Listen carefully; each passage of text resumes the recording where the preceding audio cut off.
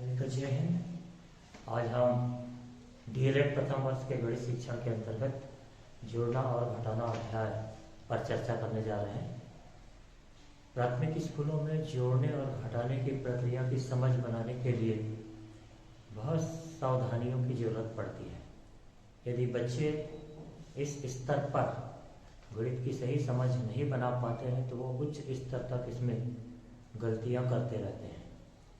तो सबसे पहले हम जानें कि वास्तव में जोड़ना होता क्या है। तो जोड़ने का अर्थ जहाँ तक है, हम हमेशा जोड़ने के संदर्भ में बात करते हैं तो आता है वृद्धि के रूप में। यदि हम किसी चीज़ में किसी दूसरी वस्तु को जोड़ रहे हैं तो वहाँ पर हमको कुछ न कुछ वृद्धि दिखाई पड़ेगी। पहले की तुलना में अधिक यदि हमारे पास है तो वहाँ पर हम जोड़ने के संदर्भ में बच्चों को बता सकते हैं। अब जब जोड़ने की क्रिया हम करते हैं तो वहाँ पर कुछ महत्वपूर्ण बातों का हमको ध्यान देने की जरूरत पड़ेगी। जैसे हम सीधे सीधे बच्चों को अंकों को या संख्याओं को जोड़ने के लिए ना कहें, बल्कि उसके स्थान पर हम पहले ठोस वस्तुओं का सहारा लें।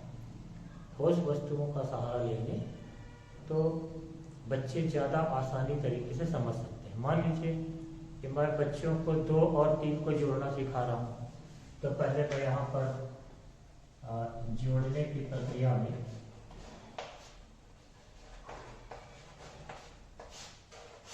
लिखूंगा मैं 2 फूल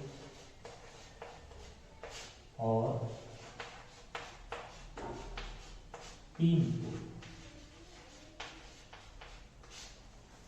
मिलकर कितने फूल या बराबर कितने फूल। तो इसको हम लिख सकते हैं। यदि हम जोड़ने की क्रिया को सही तरीके से जानते हैं तो बच्चे या तो गिन करके भी बता सकते हैं या फिर उन दोनों को मिला करके भी बता सकते हैं। तो यहाँ पर अब हमको बच्चों को शब्दों की ओर उनको फोकस करने की जरूरत है। ये जो और शब्द है ये हमको क्या बताता है, या अगर हम यहाँ पर लिखते हैं 2 और 3 फूल मिलकर, तो मिलकर कह रहे हैं, इसका मतलब क्या हुआ।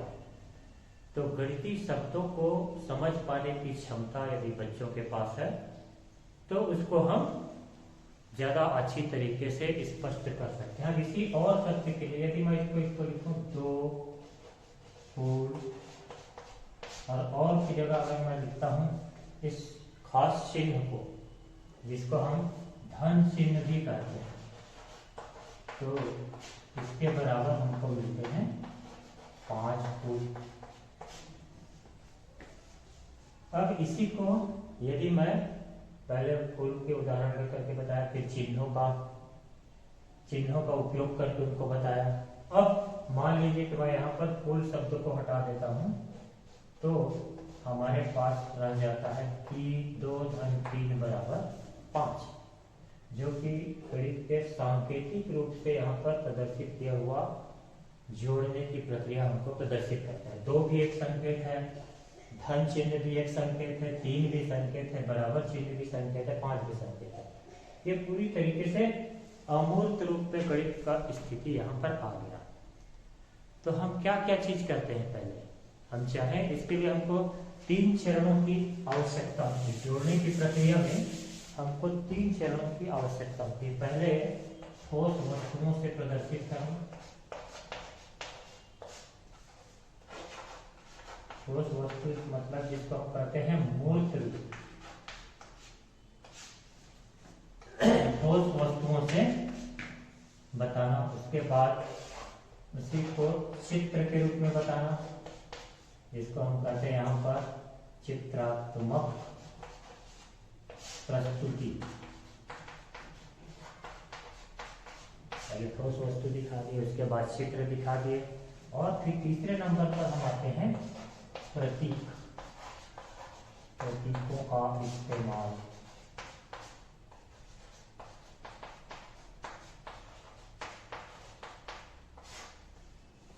तो ऐसा यदि हम करते हैं तो बच्चों को हम ज़्यादा अच्छी तरीके से समझ बना सकते हैं। मान लीजिए कि मेरे पास कुछ वस्तुएं हैं, यदि इसको मैं दिखाना चाहूँ, जैसे अभी हमने केवल फूल का उदाहरण लिया था, वैसे ही हमें सबसे पहले क्या लेना पड़ेगा,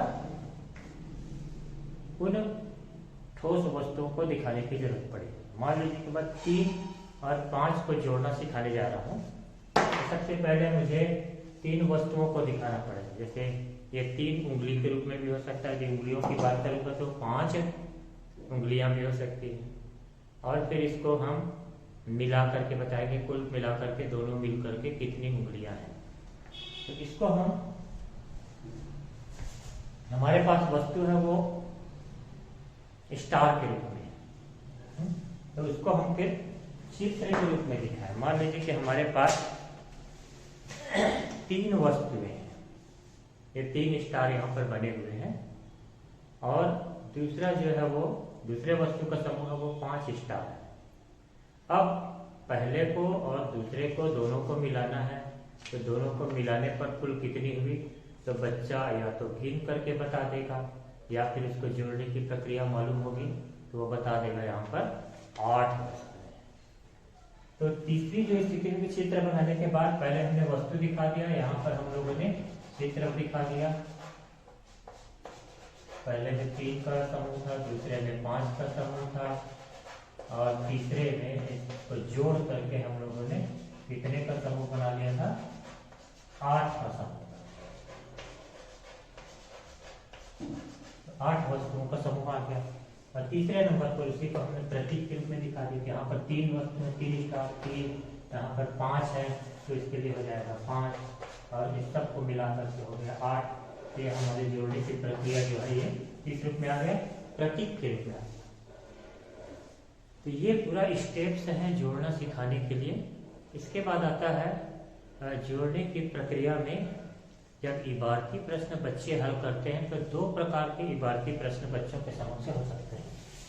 इबारती प्रश्न मतलब जिसको हम लोग शब्दों के रूप में बच्चों को देते हैं, और इसमें बच्चों को कुछ चिंतन करना पड़ता है, सोचना पड़ता है, ऐसी चीजों को हम इबारती प्रश्न कहते हैं। इसमें पहला आता है इबारती प्रश्न में एकत्रीकरण।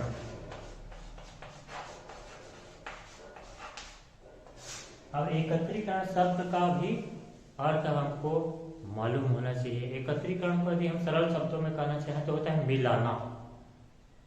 यदि हमारे पास एक वस्तु का समूह है जिसमें 3 पेन है, और दूसरे प्रकार के वस्तु का समूह है जिसमें 5 पेन है, और दोनों को आपस में मिला दी, मतलब क्या कि दोनों को एकत्र कर लिए हम अपने पास। तो एकत्रीकरण करने से कुल कितनी वस्तुओं की संख्या हमारे पास है ये हमको पता चल जाता है। तो मिलाना, एकत्रीकरण। दूसरा है वृद्धि। इबारती प्रश्न में दूसरे प्रकार का प्रश्न हो सकता है वृद्धि। वृद्धि मतलब बढ़ना। पहले हमारे पास कुछ वस्तु है, उसमें किसी न किसी दूसरी वस्तु की और बढ़ोतरी हो रही, वो भी निश्चित मात्रा में बढ़ना। मान लीजिए कि हमारे पास 5 पेन है और उसमें हमने 3 पेन और डाल दिया, तो वृद्धि हो गई और दोनों मिलकर के 8 हो गए। और एकत्रीकरण में हमने क्या किया था, हमारे पास दोनों समूह पहले से था, केवल उसको हम लोगों ने मिलाया, तो वो एकत्रीकरण। तो इस तरीके से इबारती प्रश्न जोड़ने के लिए हमको 2 प्रकार के प्रश्न एकत्रीकरण और वृद्धि के रूप में देखने को मिलता है। अब इसके बाद हम आते हैं आगे घटाने की प्रक्रिया में, जो कि बहुत ही महत्वपूर्ण है। बच्चों को और बड़े बड़े लोगों को घटाने की प्रक्रिया में दिक्कतें होती हैं, खास करके जब हम हासिल की अवधारणा की बात करते हैं उसी तरह। तो घटाना क्या है, जैसा हम लोगों ने जोड़ने की क्रिया में किया था उसके ठीक उल्टी क्रिया। घटाना मतलब कमी आना। पहले हमारे पास जितना था उसमें उसकी तुलना में कुछ कमी आना, और इसको हम कह सकते हैं छोटा करना, कम करना, निकालना, हटाना। कई प्रकार के शब्दों का उपयोग हम घटाने की प्रक्रिया में उपयोग करते हैं। अब जोड़ने की प्रक्रिया जब हम लोग कर रहे हैं वहां पर, तो जैसे हम 3 घन 2 बराबर 5 लिख रहे थे, तो इसको क्रम विनिमय नियम भी हम करते हैं। इसको उल्टा लिखेंगे तो भी उसका उत्तर उतना ही आएगा, इसमें कोई दिक्कत नहीं। लेकिन घटाने की प्रक्रिया में ये नहीं होता, क्रम विनिमय नियम का पालन यहाँ पर नहीं होता है। मान लीजिए हमने 8 में से 3 को घटाया, तो हमारे पास उत्तर क्या आया, 5 आए। तो हम 3 में से 8 को घटाएंगे तो 5 मिलेगा, ऐसा नहीं।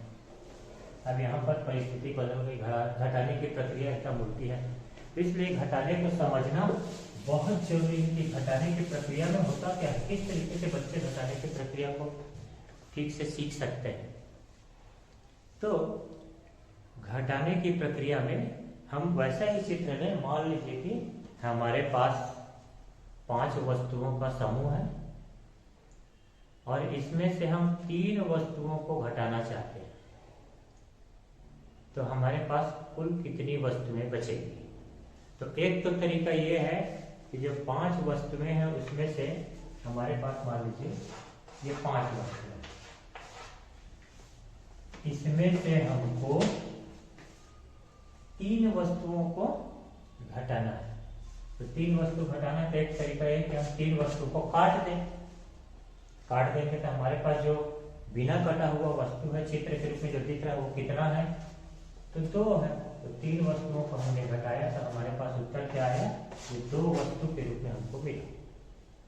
तो जो प्रक्रिया हम जोड़ने की स्थिति में कर रहे थे तो वैसा ही हमको घटाने में भी करना है।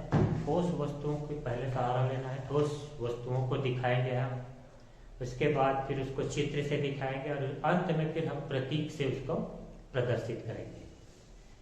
जैसे मैंने अभी कहा 5 पेन आप दिखा दीजिए, 5 चाक दिखा दीजिए, 5 कंचे दिखा दिए। एक ही उदाहरण का कई प्रकार के उदाहरण आपको देने की जरूरत है एक ही प्रश्न को हल करने के लिए, ताकि उनकी समझ अच्छी तरीके से बन जाए। जैसे मैंने यहाँ पर लिखा 5 पेन ऋण 3 पेन बराबर 2 पेन, फिर उसी को मैं लिखूंगा 5 गेंद ऋण 3 गेंद बराबर 2 गेंद, फिर मैं लिखूंगा 5 कंचे ऋण 2 कंचे बराबर 2 कंचे। इस तरीके से एक ही अवधारणा को बार बार हम बच्चों को बताते हैं तो उनकी समझ ज़्यादा अच्छी बनती है। अब जैसा हमने जोड़ने की प्रक्रिया में देखा था, उसी प्रकार घटाने की प्रक्रिया में भी इबारती प्रश्न होते हैं और इसमें 4 प्रकार के इबारती प्रश्न होते हैं घटाने की प्रक्रिया में। तो इन चारों परिस्थितियों को हमको समझना बहुत जरूरी है। सबसे पहले आता है इसमें घटाने की प्रक्रिया में हिस्से करना।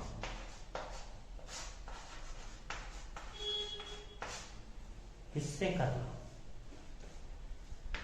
मतलब निकालना, हिस्से करना मतलब निकालना।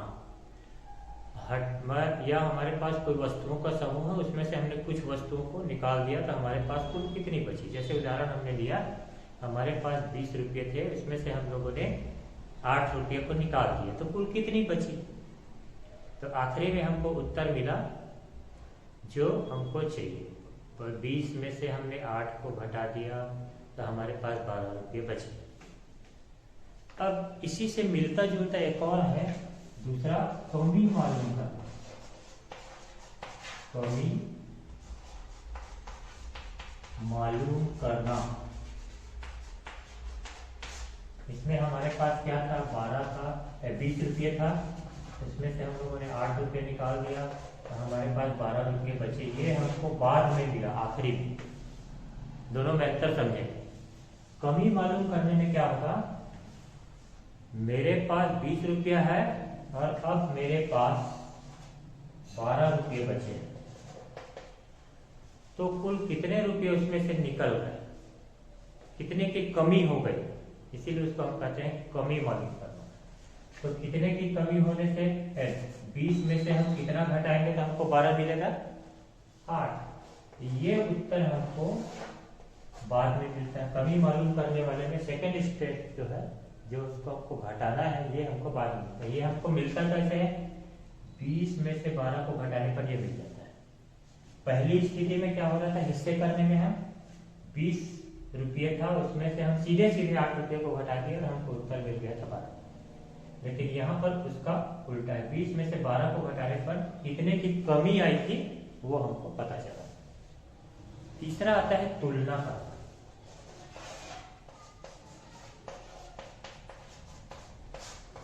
तुलना हम कब करते हैं, कम से कम हमारे पास 2 वस्तुओं का समूह होना चाहिए। किस समूह में कम है या किस समूह में ज्यादा है, उसकी तुलना हमको करना है। मान लो कि एक व्यक्ति ए और दूसरे व्यक्ति बी, इसके पास 20 रुपया है और इसके पास 15 रुपया है।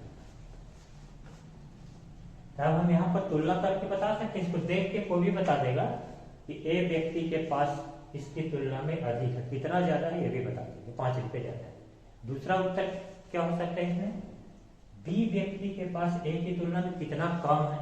कम के संदर्भ में जब हम बात करेंगे तो बी के पास 15 रुपया, इसके पास 20 रुपया है, तो बी के पास 5 रुपया इससे कम है। तो इसको हम कहते हैं तुलना करना, कितना कम या ज्यादा हम दोनों को देख करके पता लगा सकते हैं। चौथी स्थिति है पूरक जोड़। पूरक जोड़, पूरक जोड़ का मतलब होता है कि हमारे पास कुछ वस्तुओं का समूह है और उसकी कुल क्षमता है, उसमें हम कितना और ला सकते हैं, वो कहलाता है पूरक जोड़। जैसे इसी से मिलता जुलता शब्द आप लोगों ने पढ़ा होगा, पूरक कोण 90 अंश वाले उसमें आता है। यदि कोण का मान 60 अंश है तो इसका पूरक कितना होगा, 30 अंश, दोनों को मिला के 90 हो जाता है। बिल्कुल वैसा ही मिलता जुलता है पूरक जोड़। मान लो किसी कमरे में अधिकतम 100 लोग बैठ सकते हैं। अब यदि मान लीजिए उस कमरे में अभी 60 लोग बैठे हैं तो कितने लोग और बैठ सकते हैं उसमें, ये होता है पूरक। जैसे वहां पर 60 अंश और 30 अंश का पूरक बना, तो वैसे ही क्षमता हमको पता है 100 की, और इसमें 60 लोग बैठे हुए, तो कितने लोग और बैठ सकते हैं उसमें, 40 लोग। तो इसको हम कहते हैं पूरक जोड़। तो बच्चों को इसको समझने में थोड़ी सी दिक्कतें होती हैं पूरक जोड़ को।